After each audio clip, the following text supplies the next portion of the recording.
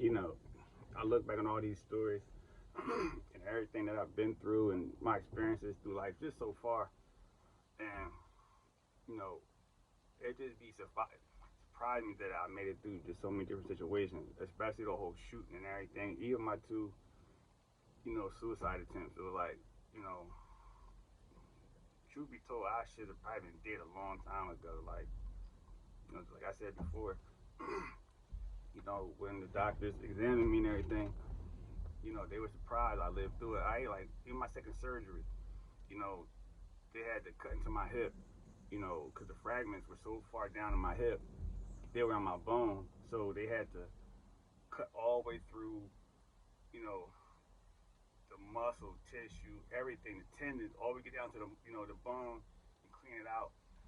And, that was just crazy. I'll never forget that. Like I said, I was in the hospital probably 2 months before I finally gave in and accepted the surgery because that first surgery, like I was in no hurry for another surgery at all. And the craziest thing was they would not let me leave the hospital. They was like, "You're not going nowhere. We don't care what you say."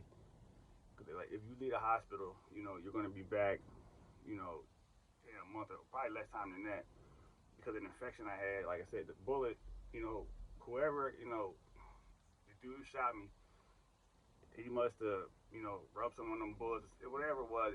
I caught an infection, and the infection, that's what made me flatline the second time. And laying up in the hospital, the second time around, was like I was out of it. Like I was just so weak and everything.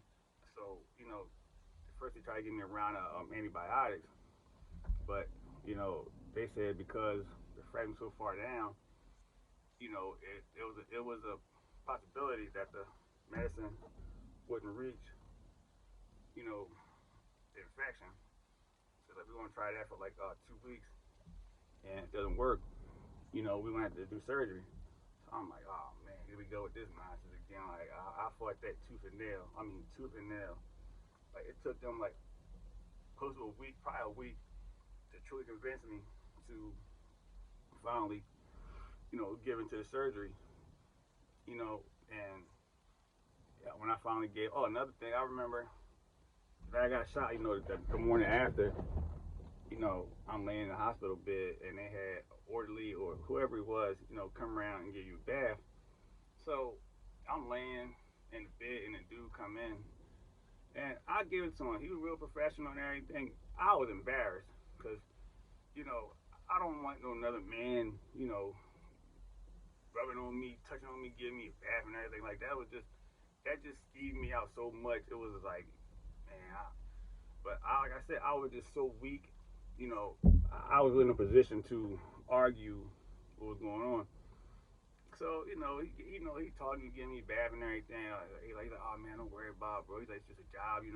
I understand what you've been through, and he's washing me up, and it was just so. It was like, to me, something I've been doing my whole life without any assistance. It was just like it made me feel like less than a man because I can't wash my own body. Like this dude is, I got somebody else doing it for me, and like I was just so like,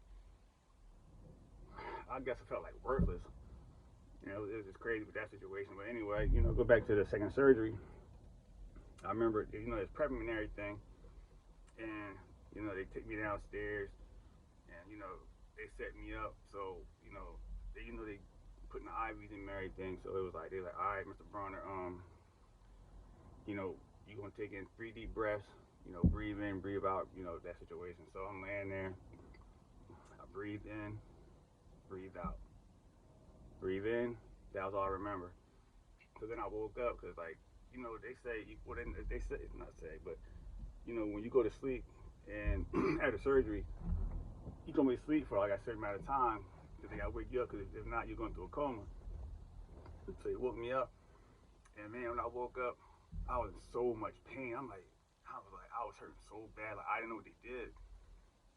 So they gave me some medicine, took me back upstairs. So I seen what they did to me. Like I pulled the blankets back and everything. I seen they had cut me on my thigh, and like it was crazy. Like they cut me like right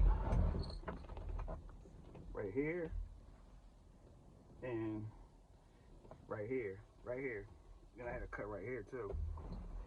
And I mean, it was so crazy. Like I had staples, and I had like this drain on the side of me too. Cause like I said, when the bullet hit me, it exploded. So I had like so much internal damage. It was like they had to get all the poison out of me and everything. So they had all these drains in me, to get all the the blood and everything out. So I'm laying in the bed, and I probably stayed hospitalized. I was probably there like 3 months on my second time around. And so it was like, it came time for PT, and it was like, in order for you to discharge, you gotta start walking, because I couldn't even walk no more. Like, man, everywhere I went, I was in a wheelchair. I could not walk. Like, at this point in time, I was probably down to like $1.10 maybe. I was like a smoker. Like, I looked bad, man. I'm not even gonna lie. I looked terrible. So like I said, I was going to PT, and that's what met that dude who got shot by his homies. I only seen that one time, so it was just crazy. I was like, but that's how the street life is. Like everybody, it's just backstabbing, to put pennies on pennies. And I finally discharged, and I'm going back and forth to the doctor to get checkups and everything. I remember I had to get the staples out. Talking to the doctor, so he looking at my injuries, because I had these staples in my thigh and everything, and in my leg. So he pulling them out. He told me he's like, I never seen nobody heal as fast as you. Cause I pretty much I take care of myself. I try to, cause I done seen people that take care of themselves, and boom, they did. Cause I know on my dad's side, it's diabetes. Cause I remember years ago I had gained a lot of weight, so I was up there, and I was pre-diabetic. So they was like, if you gain any more weight, you're going to be taking insulin. I was like, oh no, I don't want that. So I dropped all the weight, because I had a cousin, same thing. He always been big, just kept getting bigger. So he caught diabetes, and with that you can't hurt your feet. You know what happened? He got gangrene, cut his toe off. They didn't catch it. Cut his whole foot off, still didn't catch it.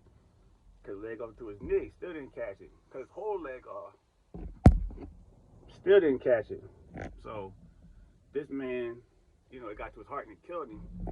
So I'm kind of like dead set on my health now, especially after getting shot, because like for a while, for years, my hip body, because of the surgery, like it would hurt. Like it was just crazy how like my back was messed up. It was like that bullet just totally, like it totally, it ravaged my body. Like it ravaged everything about me. Even to this day, I still got fragments in my liver, and I be thinking about that. I think about it every day, because sometimes I lay in the bed and like I have a flashback about it. And it's like, there's no, I should not be here right now. I should not be here. Even I say on my two suicide attempts, it was like, at some point in time when I tried those two times, I was kind of upset. I was upset the first time I didn't pull the trigger. I was upset the second time when the pills didn't work. And at that point, I was like, man, I got to turn my life around. I got to really start, focusing on, getting myself back in order. And it was the people I was around too. They were, terrible support system. They no assistance at all. It was like you was pretty much on your own. And I remember Mary, she had referred me to this guy she know, whoever he was. I guess he's supposed to be a therapist. And I'm talking to him, and he's not really giving me the answer I'm looking for, because I've noticed that, people, psychiatrists, whoever, if you never walked down on the street before and experienced what somebody's experienced, you can't really understand what they're going through. That's like a woman who got raped. I can understand that. I'm not a woman. I've never been assaulted like that before, so I can understand her point of view.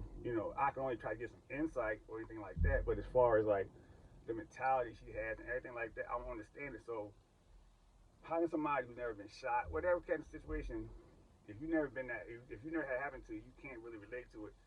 You don't. All you can do is give me a textbook answer. That's the only thing you can do, and that don't work all the time. Sometimes you need somebody to relate to you on the one to ones. Like like when I talk to people who've been shot, I can relate to them, even though it's not the same. I can understand how your mentality works, everything that goes through your brain, and everything, how you feel, like just the whole situation. So that dude, he really ain't doing it. I talked to him maybe 3 times, and I was like, man, I don't need this, man. This is counterproductive because he's not giving me what I'm looking for. And it was like that whole environment. Like I really needed to just get away and like kind of get my mind right. Another thing I did that I messed up was I should have took like a whole year or two off just to reset everything. I didn't. Like 6 months later, I went back to work. I don't know what I was thinking about. I really don't like. I was at work having anxiety attacks, panic attacks. It was just so crazy. Like I tried my best to put it in the back of my head and get on my life. Not realizing that was the worst thing I could have did because you know you try to shut them feelings down and everything like that, and the more you shut them down, when they come to surface, you're not going to control them. You're not. You know, I can control them. Luckily, I was able to, I guess, get reins on them and kind of slow them down to the point where I could control them. But some people can't. Some people do pull that trigger. Some people do, jump off that bridge. And I feel terrible. So I'm like, if you had somebody to talk to, you probably would have, made a different choice. Because I've seen people who talk about suicide. And, I seen this dude, I guess he tried it, but he survived. And he said, and everybody just always said the same thing. People who try suicide or go through the act, they said, the person always think the last second, man, I should have did this. Maybe I thought like that, when I had the gun on my face, before the trigger went all the way through. But I know, I just think, a higher power stopped me from doing it. Even with the pill situation, I couldn't just even never woke up, and I still had the same problem. They still would have been there. Like, it wouldn't have fixed anything by me doing what I, going through with that. And, I understand, like, sometimes life get hard, man. This is not an easy ride at all. It's not. And like, I know for me, all I can really do is try to just ride this out the best I can. Because, doing that doesn't solve anything. It doesn't. It's going to be the same situation there. Because, I think about kids who are in like the cancer wards, and they know they're going to pass away, and they can find the strength to go on. So, that kind of inspires me to keep going. Seeing people, in situations like that, where you're pretty much, they know, they're pretty much gonna borrow time, and they still try to find the strength to keep going. And that's what kind of motivates me when I think about situations like that to just trug forward because we all gonna pass away. And I don't think anybody has the right to take your own life or anything like that. That's just my personal take on it. And I'm glad I'm still here. Like who knows what would have happened if I wouldn't have been here. Like I'm pretty sure people that I know, you know, like I have people tell me that like I kind of helped them out situations, so that makes me think like yeah, I'm here for a reason because these people that I know, you know, their lives probably will probably be the same if I didn't come into their lives or situations. And I'm just thankful I'm here, man. So let me just keep this going, and I'll check in on y'all later.